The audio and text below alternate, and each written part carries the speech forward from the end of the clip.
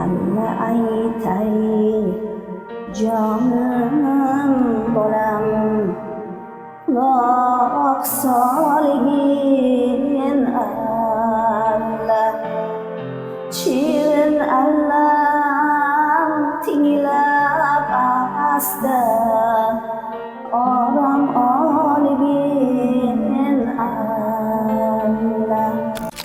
Shu allani farzandim uchun aytishni 8 yil kutdim.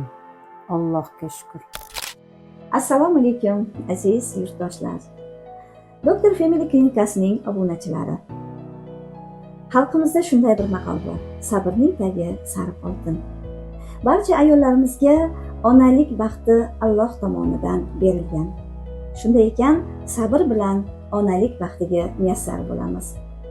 Oilada duo olish bilan chaqaloqlar kulgusi yig'isiga erishamiz. Bugungi suhbatdoshimiz Muhabbatxon singlimiz. Muhabbatxon 8 yil davomida sabr bilan farzand kutdilar.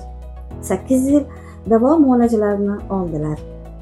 Lekin natija bo'lmagach, bizga Doktor Family klinikasiga murojaat qildilar.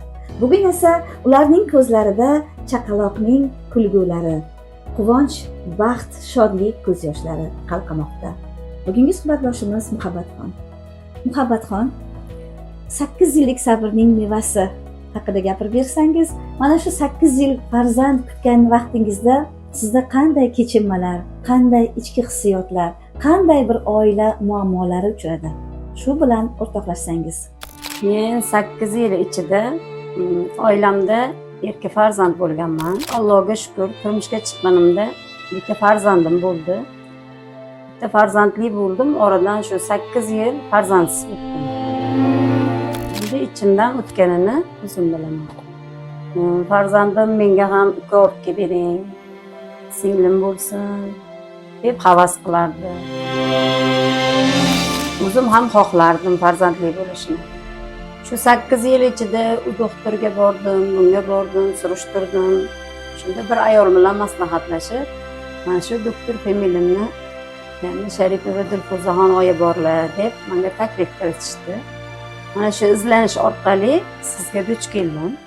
Allohga shukr, sabr qilgan ekanman. Mana shu 8 yil ichida sizdan chiroyli licheni olib, sizning maslahatlaringizga quloq solgan holatda hozir jajjigina farzandim bor. Allohga shukr, rahmat. Tengdoshlarimga ham maslahat beraman. Kelib, albatta mana shu Doktor Family'ga yetib kelib, siz bilan maslahatlashishlarini, shu yerdan lecheni olishlarini istab qolaman. Farzandli bo'lmagan tengdoshlarimga. Hozirgi kunda sabr qilmasdan, ozgina vaqtgina 1 yil, 2 yil yashab, farzand bo'lmasdan darhol ajrashishga tushib qolgan yosh yigit qizlarimiz, yosh er xotinlarimiz juda ham ko'p. O'ylaymanki, farzand ko'rish uchun qaynona, qaynotalar ham, oilaviy muhit ham, turmush o'rtoqlarimiz ham beparvo qolmasliklari kerak. O'z vaqtida er xotin tengma-teng davolangandagina farzandlar tezroq dunyoga keladi. Demak, sog'lom onalarimizdan sog'lom farzandlar dunyoga keladi.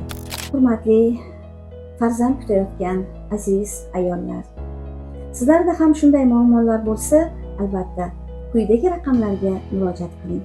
Bor bilimimizni foydalanib, sizlarga savollaringizga javob berishga, qo'limizdan kelgancha davolashga harakat qilamiz. Alloh bizlarni farzand berish uchun sababchi qilganiga Allohga hamd va sanolar bo'lsin. Salomat bo'ling.